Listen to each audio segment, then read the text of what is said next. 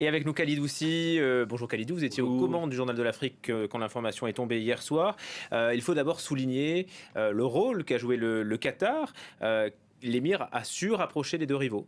Oui, écoutez, Julien, j'échange depuis plusieurs semaines avec un des émissaires mandatés par le Qatar pour se rapprocher de la RDC. Déjà, il faut rappeler que le Qatar n'est pas nouveau dans ce dossier. Il a tenté une médiation entre les deux présidents en 2023 et ça a échoué la veille de leur rencontre.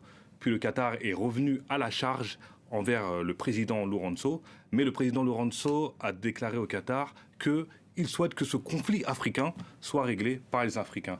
Mais ça n'a pas refroidi les ardeurs de Doha, qui est revenu à la charge au moment où Goma a été pris par le M23.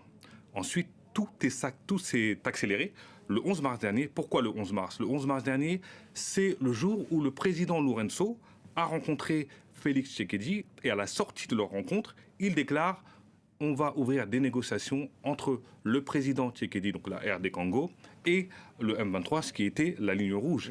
Ensuite, le Qatar a accéléré ces négociations dans l'ombre et arriva à ce qui est arrivé, cette photo qui nous a tous surprises, où on voit les deux présidents en face à face et l'émir Al-Thani tout sourire. Sans le M23, son absence ne pose pas de problème. Vous faites bien de me poser la question, Julien, car n'oublions pas que le M23 est partie prenante du conflit. Donc, on ne peut pas avoir de négociations et surtout de trouver un accord sans le M23, car sur le terrain, il domine l'armée congolaise, il faut le dire. Donc, c'est une information que je peux vous donner, c'est que sauf retournement de situation, le M23 sera bel et bien de la partie.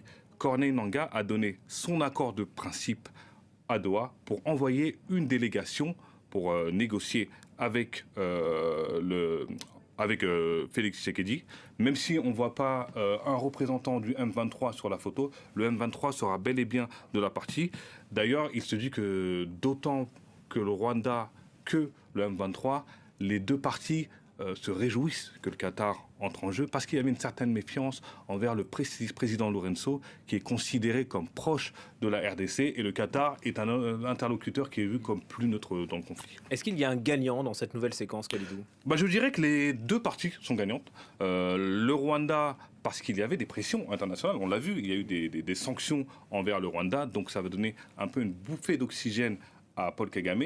Et de son côté, Félix Tshisekedi, lui, avait une pression populaire, une pression du M23 sur le terrain. Et n'oublions pas aussi la récente sortie de Joseph Kabila, l'ex-président. Joseph Kabila a fait une sortie en disant que Félix Tshisekedi était responsable de la situation. Donc les deux parties sont gagnantes. Donc on va voir ce que ça va donner dans les prochaines semaines parce qu'on l'a vu, hein, ce conflit